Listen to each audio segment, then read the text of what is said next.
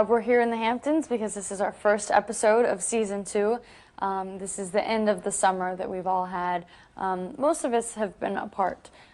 It's great to be away from the city. I mean, I love shooting in the city so much, but it's neat. It feels like a little bit like camp. The beach is over there, so people are having fun at the beach, and I'm working. I'm enjoying being here so much. This house is so incredible. It's so beautiful. And I haven't really done much. I don't think I'm going to get to do much because it's, full of lots of new exciting storylines. She came back from boarding school because of this horrible thing that happened.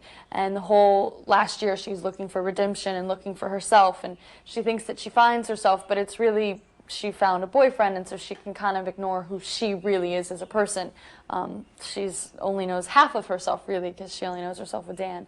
And then all her secrets are laid out on the table. And so now this is Serena starting anew, without a boyfriend, without the burden of her past on her. And, she becomes a bit of a New York City it girl.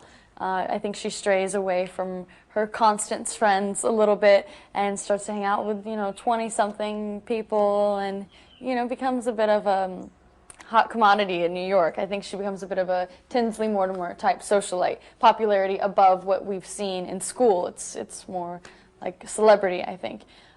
So that's going to be interesting to see Serena go back into partying a little bit, but not getting crazy, and just seeing who she really is organically as a person. She just somehow ends up in this crazy spotlight.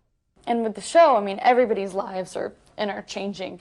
Blair and Nate and breaking up, and now Blair and Chuck, and then Chuck doesn't show up for the plane, and so now Blair meets a lord that she's spending time with, and everybody's just weaving in and out of each other's lives. There's so many romances that are on the brink of happening that you might think they just may happen, but then they crumble, and there are things that you root for. And this Van der Woodsens move into the Bart Bass residence, so now we're all living together. There's a lot of juicy stuff going on in all of our lives. The paparazzi have been a bit out of control. It's fine when they come to set, but then when they're stalking you outside of your house, that's not fun at all. But it comes with the territory. Our show is about gossip. It's about buzz. So they just want to create things.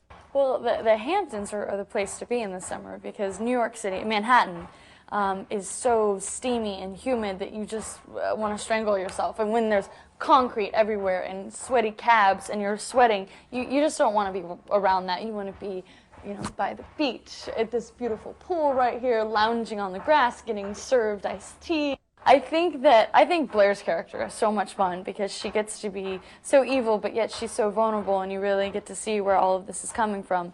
So I think that would be really fun as an actor to play. But the other character that I think I would be good at is I think I would be much better at Dan than at my own role, because I'm much more like Dan than I am like Serena. I'm very goofy, and I'm sure you've seen my hands flying everywhere, and I'm just awkward. Sometimes I will make up a line and tell Penn, and he'll laugh because he's nothing like Dan. He's much more like Serena. So it's nice to be able to help each other out. But I think I would be very good at Dan because I'm very awkward in a lot of ways.